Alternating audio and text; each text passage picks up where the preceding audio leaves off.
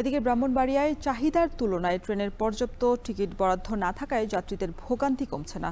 ঢাকা ব্রাহ্মণবাড়িয়া রুটে নতুন একটি ট্রেন চালুর দাবিও জানিয়েছেন স্থানীয়রা। এ বিষয়ে আরও জানাতে ব্রাহ্মণবাড়িয়া রেলওয়ে স্টেশন থেকে যুক্ত হচ্ছেন সহকর্মী আজিজুল সঞ্চয়।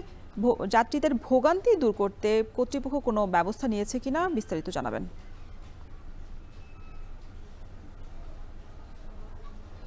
রোশন, ব্রাহ্মণবাড়িয়া রেল স্টেশন থেকে প্রতিদিন বিভিন্ন গন্তব্যে ৫,০০০-এরও বেশি যাত্রী এই রেল স্টেশনটি ব্যবহার করে থাকেন এবং এর বিপরীতে কিন্তু এখানে টিকিট সংখ্যা মাত্র ১,৫০০-এর মতো। অর্থাৎ এর ফলে আসলে এখানে এই যে টিকিটের তুলনায় যাত্রী সংখ্যা বেশি হওয়ার ফলে কিন্তু প্রচুর ভোগান্তিতে পড়তে হচ্ছে এখানকার যারা যাত্রী আছেন তারা।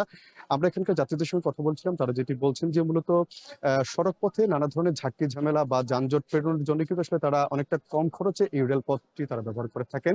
মূলত এই জন্যই আসলে দিন দিন কিন্তু এই রেলপথের এই ব্রাহ্মণবাড়িয়া স্টেশন থেকে কিন্তু যাত্রীর চাহিদা বাড়ছে এবং এর জন্য আসলে তারা দীর্ঘদিন ধরে কিন্তু যাত্রীরা এখানে দাবি জানিয়ে আসছিলেন যে আসলে নতুন একটি ট্রেন এখানে দেওয়া যায় কিনা।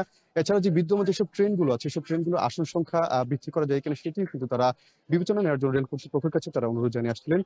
রোশন, আপনাকে জেনে রাখি, ব্রাহ্মণবাড়িয়া রেল স্টেশনে প্রতিদিন ১৪ জোড়া ট্রেন এখানে যাত্রা বিরতি করে থাকে, যেগুলোর টিকিট সংখ্যা প্রায় ১,৫০০-এর মতো। এর মধ্যে আন্তনগর এবং মেল ট্রেনও কিন্তু রয়েছে।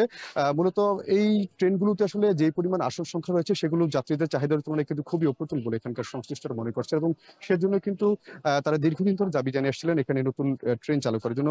রোশন, আরেকটি বিষয় আসলে এখন বলা যেতে পারে যে এই যে টিকিট কাউন্টারগুলোতে কিন্তু এখন বিভিন্ন ট্রেনের যেই আসনবিহীন যে টিকিট সেটিও কিন্তু এখন নির্ধারিত করে দেওয়া হয়েছে। অর্থাৎ এখন ইচ্ছা করলে কিন্তু সবাই আসলে আসনবিহীন টিকিট কিনে কিন্তু ট্রেনে ভ্রমণ করতে পারবেন না। এর ফলে আসলে অনেকেই এই যে কাউন্টার থেকে আসনবিহীন টিকিট না কিনতে পারে এই যে স্টেশনে এবং এই যে ট্রেন ভ্রমণ করতে গিয়ে আসলে যে ট্রেনের ভেতরে কিন্তু জরিমানার মুখে পড়ছে। এতে করে তারা আর্থিকভাবে কিন্তু তারা অনেকটা ক্ষতিগ্রস্ত হচ্ছেন। তবে এটি নিয়ে সংশ্লিষ্ট কর্তৃপক্ষ যেটি বলছেন যে ইতিমধ্যে রেলপথ মন্ত্রণালয়ে তারা যোগাযোগ করেছেন, চিঠি চালাচালি হয়েছে।